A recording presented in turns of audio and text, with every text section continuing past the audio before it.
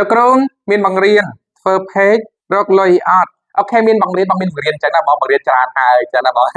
ផុសច្រើនហើយមិនក៏សិស្សច្រើនហើយអញ្ចឹងណាបងពាក់ព័ន្ធនឹង page blog ហ្នឹងណាបងបើសិនជាបងចង់រកលុយហ្នឹងណាបងធ្វើ page blog content មាតិកាអញ្ចឹងបង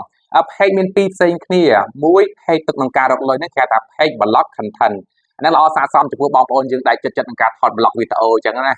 ជួនកាលក៏ថតបកគោម្នាក់ឯងហ្នឹងក៏បានដែរជួនកាលគាត់មានជា team ជាកូនជាគ្រួសារជាហានិមិត្តភ័ក្ដិហ្នឹងគាត់រួបរวมគ្នា2 3នាក់ធ្វើជា blog វីដេអូហ្នឹងក៏បានទី2គឺ page បែបរស់ស៊ីហ្នឹងក៏បានដូចអញ្ចឹងណាបង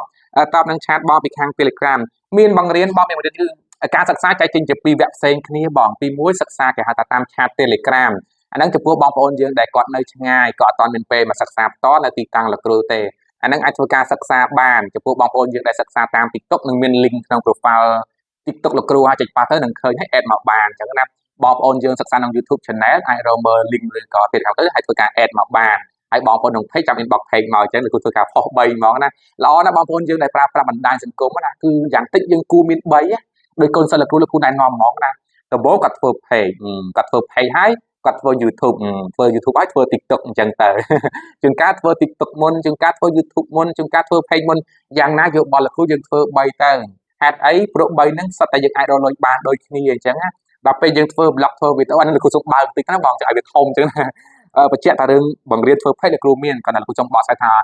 យើងអាចធ្វើបានច្រើនវីដេអូដែលយើងមានយើងថតហ្នឹងណាបងយើងផុសក្នុង page និង Facebook អាហ្នឹងយើងរកលុយក្នុង page ក្នុង Facebook យើងយកផុសក្នុង YouTube Channel យើងរកលុយក្នុង YouTube ទៀតទាំង3មកដូចគ្រូអញ្ចឹងណាដល់ពេលយើងដាក់ឈ្មោះដូចគ្នាទៅអញ្ចឹងណា